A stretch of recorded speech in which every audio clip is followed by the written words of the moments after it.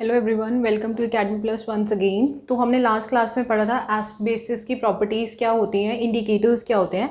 आज हम पढ़ेंगे टाइप्स ऑफ सॉल्ट्स और कौन कौन से सॉल्ट्स इंपॉर्टेंट हैं। तो देखो, फर्स्ट ऑफ ऑल मैं सॉल्ट पे जाने से पहले आपको बताऊंगी कि एसिडिटी ऑफ बेस क्या होता है। हमने लास्ट क्लास में पढ़ा था कि बेस क्या होते हैं। बेस बिटर होते हैं टेस्ट में और उनका सोपी टच होता है। और बेस क्या होते हैं, जिनमें हाइड्रोक्साइल आयंस और ऑक्साइड आयंस होते हैं। तो अब हम आज के बारे में बात करते हैं। अगर आपसे पेपर में पूछा जाए, एक इंपॉर्टेंट टॉपिक है कि एसिडिटी ऑफ बेस क्या होता है। तो देखो, बेस में जितने number of replaceable hydroxide ions होंगे वो उसकी उतनी ही एसिडिटी होगी। जैसे कि इसमें देखो, जैसे कि कैल्शियम हाइड्रोक्साइड है तो इसमें मैं क्या बोल सकती हूँ, Ca2++2OH माइनस। तो इसका मतलब क्या है कि इसमें कितने हाइड्रोक्साइल आयंस निकल रहे हैं, 2। तो इसकी जो एसिडिटी हुई वो कितनी हो जाएगी, 2। सिमिलरली मैग्नीशियम हाइड्रोक्साइड की अगर मैं बात करूँ तो क्या बनेगा, Mg+2+2OH माइनस। तो इसकी भी एसिडिटी कितनी हो जाएगी, 2, क्योंकि इसमें कितने हाइड्रोक्साइल आयन रिप्लेस कर सकते हैं हम, 2। एंड NaOH की क्या होगी, Na++OH माइनस। तो इसमें कितने number of replaceable hydroxide ions हैं, 1। तो इसकी एसिडिटी क्या हो जाएगी, 1। So this is known as acidity of a base. तो अगर आपसे एग्जाम में क्वेश्चन आए कि MgOH का होल ट्वाइस या कैल्शियम हाइड्रोक्साइड का ट्वाइस कितना, अब इसकी एसिडिटी कितनी है, तो जितने हाइड्रोक्साइड आयंस होंगे वही उसकी एसिडिटी होगी। अब देखो, हम करते हैं टाइप्स ऑफ सॉल्ट। तो अब मैंने आपको बताया था जो सॉल्ट होता है वो किससे मिलके बनता है, कॉम्बिनेशन ऑफ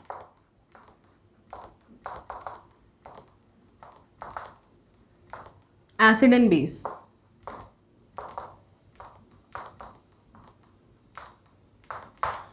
ठीक है, तो उसी के बेसिस पे हमारे पास 3 टाइप्स के सॉल्ट होते हैं। फर्स्ट होता है नॉर्मल सॉल्ट। नॉर्मल सॉल्ट देखो क्या होता है। नॉर्मल सॉल्ट बेसिकली आपके वो सॉल्ट्स होते हैं जिसमें आपके जो नंबर ऑफ हाइड्रोक्साइड आयंस हैं और जो H+ आयंस हैं वो कंप्लीटली रिप्लेसेबल होते हैं। मीन्स आप उनको क्या कर सकते हो, कंप्लीटली रिप्लेस कर सकते हो। जैसे कि अगर मैं Na2SO4 की बात करूँ तो Na2SO4 आपका किससे मिलके बना है, sodium hydroxide plus sulphuric acid. तो इन दोनों से मिलके आपका क्या बना है, Na2SO4। तो इसका मतलब क्या है कि जितने हाइड्रोक्साइड आयंस हैं एंड जितने H+ आयंस हैं सारे के सारे रिप्लेस हो गए हैं एंड आपको क्या मिल रहा है, Na2SO4। तो इस तरीके की हम रिएक्शन को क्या बोलते हैं, नॉर्मल सॉल्ट्स। इस तरीके के जो सॉल्ट्स होते हैं जिसमें completely hydrogen and OH minus आपका कंज्यूम हो जाए उसको हम क्या बोलते हैं, नॉर्मल सॉल्ट्स। अब देखो, हम एसिड सॉल्ट्स क्या होते हैं, salt that contain replaceable hydrogen atom. मतलब कि लेट करो, मैंने क्या करा, मैं 1 मोल ऑफ NaOH ले रही हूँ। 1 मोल ऑफ NaOH की मैं रिएक्शन करा रही हूँ H2SO4 के साथ। तो क्या बनेगा, NaHSO4 प्लस H2O, यही बनेगा। तो मैंने क्या किया, 1 मोल, यहाँ पे 2 मोल्स कंज्यूम हो रहे हैं इसलिए Na2SO4 बन गया। अगर मैं यहाँ पे 1 मोल और इसके साथ रिएक्शन करा दूंगी तो मुझे वापस ये मिल जाएगा। अब देखो, इस रिएक्शन में NaHSO4 आपका कैसा सॉल्ट है, एसिडिक सॉल्ट है। क्यों एसिडिक क्यों है, क्योंकि देखो इसमें ना एक H+ आयन है जो ये लूज कर सकता है। मतलब कि अगर मैं इसकी देखो आगे रिएक्शन कराऊं, अगर मैं इसकी आगे NaOH के साथ रिएक्शन कराऊं तो क्या बनेगा, Na2SO4 प्लस H2O। तो इसका मतलब क्या है कि ये जो है आपका सॉल्ट, ये कैसा सॉल्ट है, रिप्लेसेबल सॉल्ट है। तो इस तरीके के रिएक्शंस को हम क्या बोलते हैं, आपकी इस तरीके के सॉल्ट्स को हम क्या बोलते हैं, रिप्लेसेबल सॉल्ट्स। और इन्हीं की कैटेगरी कौन सी होती है, एसिड सॉल्ट। तो NaHSO4 आपका कैसा सॉल्ट है, acid salt. Now the next is basic salt. तो बेसिक सॉल्ट कैसे होंगे आपके, जिसमें हाइड्रोक्साइल आयंस आपके रिप्लेसेबल होंगे। तो इसमें मैं आप एक रिएक्शन ले सकती हूँ। मैं क्या करूंगी, बिस्मथ हाइड्रोक्साइड की अगर मैं रिएक्शन करा दूं 1 मोल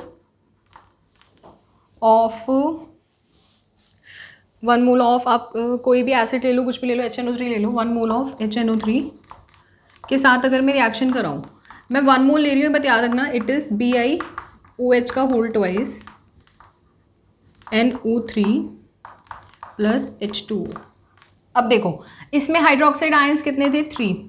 अब और जो प्रोडक्ट बन रहा है इसमें हाइड्रोक्साइड आयंस कितने हैं, 2। तो इसका मतलब अभी ये और 2 और हाइड्रोक्साइड आयंस क्या हो सकते हैं, रिप्लेस हो सकते हैं ना। तो इस तरीके के सॉल्ट्स को हम क्या बोलते हैं, बेसिक सॉल्ट्स बोलते हैं, जिसमें आपके number of hydroxide ions replace हो सकते हैं। Now one next topic is preparation of salt. तो देखो प्रिपरेशन ऑफ सॉल्ट में हमने एसिड और बेस में पढ़ा भी है, बहुत सारी प्रिपरेशंस पढ़ी हैं, सॉल्ट की भी पढ़ी हैं। तो वन बाय वन एक बार दोबारा इनको देखते हैं कि सॉल्ट की प्रिपरेशन कैसे कर सकते हैं। Reaction between, first preparation is reaction between metal and acid. तो हम कोई भी मेटल ले लेते हैं, जिंक, ये हमने पहले भी कर रखी है, एंड HCl। तो रिएक्शन क्या बनेगी, ZnCl2 प्लस H2 गैस। तो ये क्या है, हमारा एक सॉल्ट है। सिमिलरली मैं टाइम आपका वेस्ट नहीं करूँगी, पहली दो रिएक्शंस क्योंकि हमने कर रखी हैं। The second reaction is reaction between acid and base. So acid हमारा कोई भी ले लो आप, H2SO4 plus NaOH gives Na2SO4 plus H2O। ये क्या है, आपका एसिड है, and this one is base. Medium is aqueous.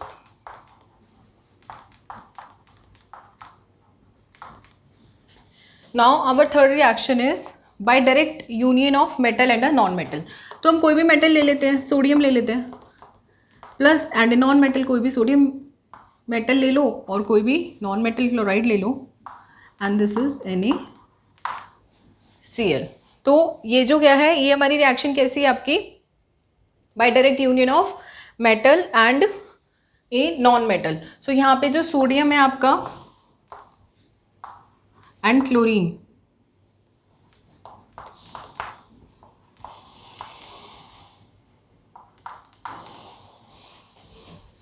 the third reaction is by union between acid oxide and basic oxide. So we can take any acidic and basic oxide, basic oxide calcium oxide ले लो, and acidic oxide carbon dioxide।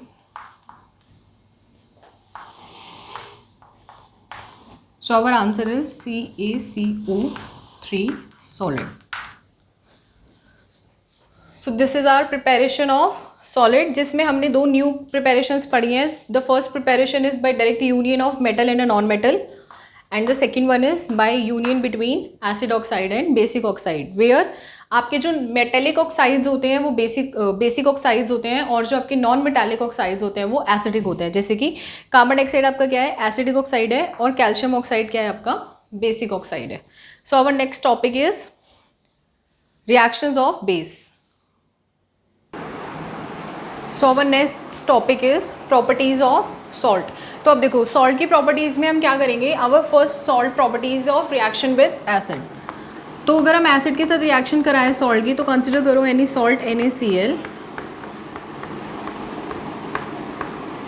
तो क्या बनेगा, another salt plus acid.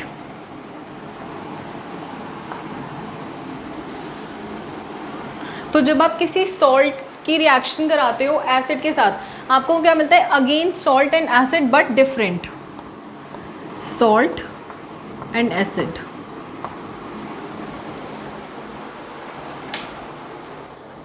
इसमें क्या है आपका, ये salt है, ये एसिड है, इसमें सॉल्ट क्या हो गया, अपोजिट हो गया।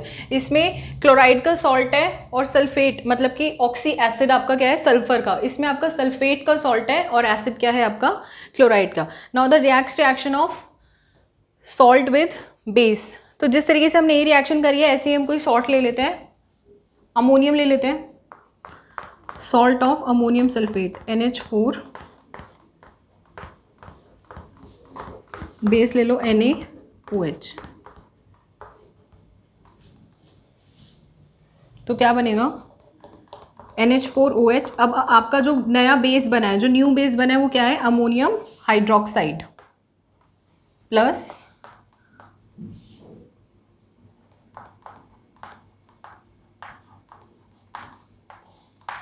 सॉल्ट। तो अब ये क्या है आपका new base, and this is your salt, and ये क्या है आपका salt, and this is your base. तो आपने एक चीज़ नोटिस करी है, जब आप किसी स्ट्रॉन्ग एसिड के साथ किसी सॉल्ट की रिएक्शन कराते हो, तो आपको क्या मिलता है, एक एसिड मिलता है जो उसकी स्ट्रेंथ के कंपैरिजन में वीक होता है। सिमिलरली जब आपने एक स्ट्रॉन्ग बेस के साथ अगर आप स्ट्रॉन्ग सॉल्ट की रिएक्शन कराते हो, तो आपको वीक बेस मिलता है। तो ये जो आपकी रिएक्शन है, इसको हम आगे conjugate weak base and acid salt reactions भी पढ़ेंगे हायर क्लासेस में, आपकी जेई और एडवांस लेवल में है, इसमें आपका इतना ही है। अब देखो जैसे कि एक थर्ड रिएक्शन, ये रिएक्शन आपकी इंपॉर्टेंट है क्योंकि ये मेटल मेटल रिप्लेसमेंट रिएक्शन आप एक तरीके से बोल सकते हो। थर्ड रिएक्शन में आप क्या करोगे, जैसे कि आपने कोई भी सॉल्ट ले लिया, consider is copper sulphate CuSO4 plus आप किसी भी मेटल की रिएक्शन करा दो, आयरन ले लो, क्या बनेगा FeSO4 एंड कॉपर। देखो ये रिएक्शन क्यों हुई ये समझो, ज़रूरी नहीं है कि हर सॉल्ट मेटल के साथ रिएक्ट करे। ऐसा क्यों है, क्योंकि हमने अपनी रिएक्टिविटी सीरीज में पढ़ा है कि मेटल की किसी सॉल्ट के साथ रिएक्शन कराने के लिए उस मेटल का उस सॉल्ट के मेटल से ज़्यादा रिएक्टिव होना ज़रूरी है। आपकी रिएक्टिविटी सीरीज है पस्कमा, जिटल, copper, hydrogen, mercury, silver and gold. देखो ये आपकी रिएक्टिविटी सीरीज लर्न करने का एक ट्रिक है, पस्कमा जिटल। पस्कमा मतलब P मतलब पोटेशियम, S मतलब सोडियम, C मतलब कैल्शियम, M मतलब magnesium, A for aluminium, Z for zinc, I for iron, T for tin, L for lead, then copper, hydrogen, mercury, silver and gold. तो अब देखो ये जो सॉल्ट की रिएक्शन है ये आपके मेटल के साथ क्यों हो पाई, बिकॉज देखो पस्कमा जिटल में क्या होता है, आप जैसे जैसे इस तरफ आते हो आपकी जो रिएक्टिविटी है वो इंक्रीज करती है। तो अब देखो आयरन जो है वो कौन सी पोजीशन पे है, 1 2 3 4 5 6 7th पोजीशन पे आपका क्या है आयरन, और कॉपर कौन सी पोजीशन पे है 8 9 10th पे।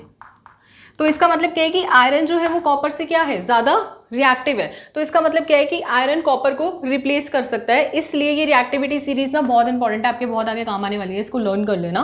सो this is your reactivity series. अब आयरन ने क्या किया है, इसमें कॉपर सल्फेट सोल्यूशन को रिप्लेस कर दिया। कॉपर सल्फेट सोल्यूशन का कलर क्या होता है ब्लू, और आयरन सल्फेट सोल्यूशन का कलर क्या होता है ग्रीन, या फिर कई बार आपका ब्राउन भी आता है अगर इम्प्योरिटीज होती हैं तो। क्लियर हो गया। तो आपकी ये रिएक्टिविटी सीरीज लर्न होनी बच्चों बहुत इंपॉर्टेंट है। अगर आपको सॉल्ट की रिएक्शन करानी किसी भी मेटल के साथ, मैं बार बार एक प्रिकॉशन बता रही हूँ, not all metal react with salt to form another salt. So this is your reactivity series.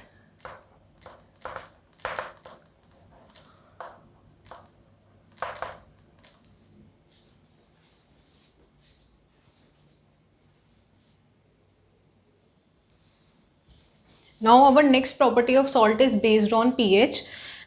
The property is salt of weak acid and strong base gives basic pH. मतलब कि basic solution होगा। अगर मैं कोई भी किसी weak acid का और स्ट्रॉन्ग बेस का सॉल्ट बनाती हूँ तो उसका जो सोल्यूशन होगा वो कैसा होगा, बेसिक होगा। उसकी जो pH होगी वो मतलब क्या होगी 7 से ग्रेटर होगी। कंसिडर एन एग्जाम्पल,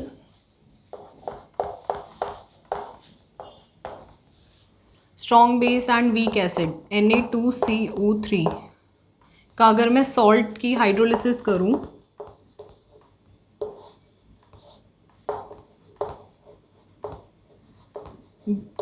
बच्चों, एक ना ये आपकी रिवर्सिबल रिएक्शन होती है, क्योंकि एसिड बेस एक दूसरे से रिएक्ट करते रहते हैं, सॉल्ट वाटर बनाते रहते हैं, तो ये आपकी जो रिएक्शन होती है वो रिवर्सिबल होती है।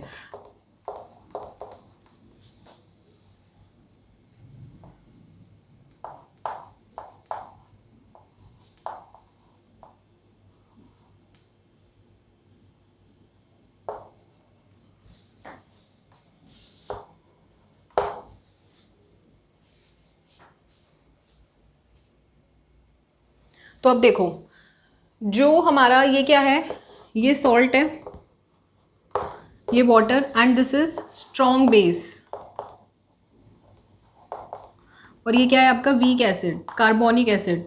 मैंने आपको बताया था ना कि कार्बोनिक एसिड आपका एक सिंगल ऐसा मिनरल एसिड है जो एक वीक एसिड है, ये आपका एक्सेप्शन है। सो this is your mineral acid.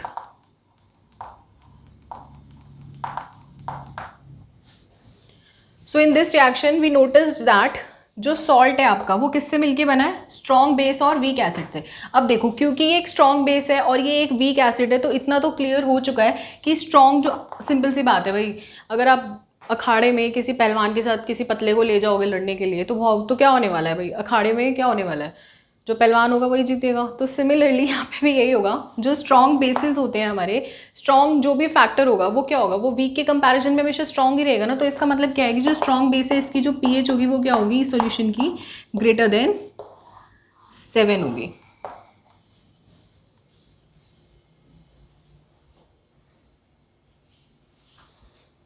Similarly अगर मैं strong acid and weak base के बारे में बात करूं, तो एग्जाम्पल ले लेते हैं अमोनियम क्लोराइड सॉल्ट का।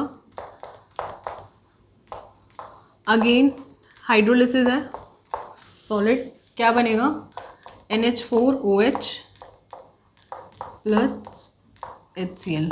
तो अब ये क्या है, एक स्ट्रॉन्ग एसिड है, हम जानते हैं भाई इसकी जो पीएच है कितनी है, 1.4 के अराउंड है। और ये क्या है, एक वीक बेस, इसकी जो पीएच होती है वो कितनी होती है, अराउंड 13।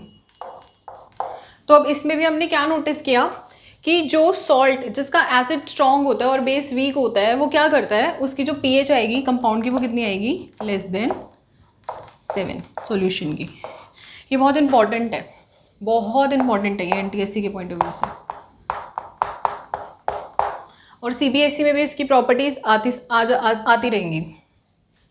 सो टुडे हमने क्या पढ़ा कि सॉल्ट्स के टाइप कितने होते हैं, न्यूट्रल सॉल्ट होता है आपका, एसिडिक सॉल्ट होता है, बेसिक सॉल्ट होता है, सॉल्ट्स को हम कैसे प्रिपेयर कर सकते हैं और सॉल्ट की प्रॉपर्टीज़ क्या होती हैं। अब हम नेक्स्ट क्लास में आपके कुछ इंपॉर्टेंट सॉल्ट्स के बारे में पढ़ेंगे, जैसे कि सोडियम क्लोराइड हो गया, वॉशिंग सोडा, बेकिंग सोडा क्या होता है, plaster of Paris and bleaching powder. So I hope आपको आज का लेक्चर समझ आया होगा।